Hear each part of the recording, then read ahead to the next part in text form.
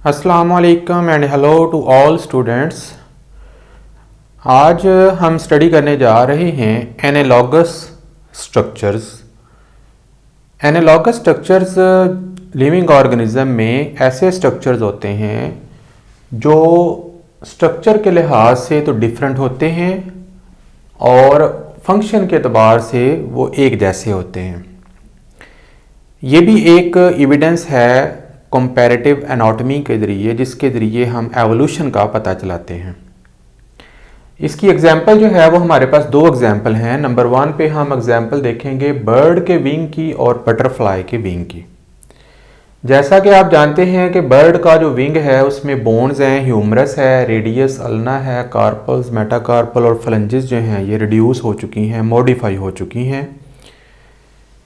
ये विंग्स जो हैं, बोन्स जो हैं विंग्स बनाती हैं। जो विंग्स जो हैं ये उड़ने के काम आते हैं और उड़ने के लिए आपको पता है जो पर होते हैं, विंग्स होते हैं, उनका सरफेस एरिया ज़्यादा होना चाहिए ताकि हवा में आसानी के साथ फ्लाई किया जा सके।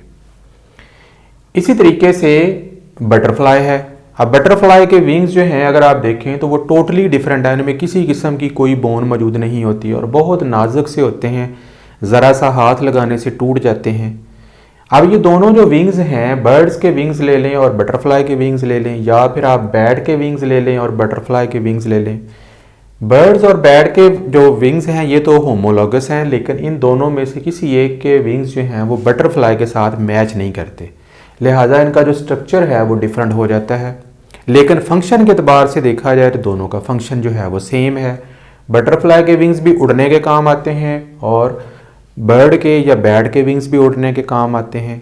इस तरीके से such organs which have different structure but similar function are known as analogous organs.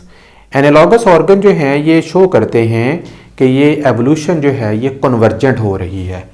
Convergent evolution में दो या दो से ज़्यादा जो एवोल्यूशनरी पॉइंट्स होते हैं वो एक ही जगह पर आकर मर्ज हो रहे होते हैं, एक ही फंक्शन पर आकर ठहर रहे होते हैं। अगर आप यहाँ पर एग्जाम्पल में देखें तो बर्ड्स अलग हैं और बटरफ्लाई जो है इंसेक्ट्स हैं वो अलग ग्रुप से बिलोंग करते हैं। दोनों में बहुत ज़्यादा फ़र्क है, लेकिन वो दोनों एक ही पॉइंट के ऊपर मर्ज हो रहे हैं, कन्वर्ज हो रहे हैं, इसलिए हम इसे कन्वर्जेंट एवोल्यूशन का नाम देते हैं। अब इसको एक और एग्जांपल से समझने की कोशिश करते हैं, वो पौधों को हवाले से है। अब आप देखेंगे ये एक फूल है, तो फूल जो है उसका जो पार्ट्स हैं, जो फेमस पार्ट्स हैं, उनमें पिटल्स हैं जो कि फूल की पत्तियां हैं, स्टेमन्स हैं जो कि मेल पार्ट होते हैं, कार्पल जो हैं ये फीमेल पार्ट होते हैं, सीपल जो हैं ये ग्रीन कलर की नीचे पत्तियां होती हैं जो फ्लावर को प्रोटेक्ट करती हैं।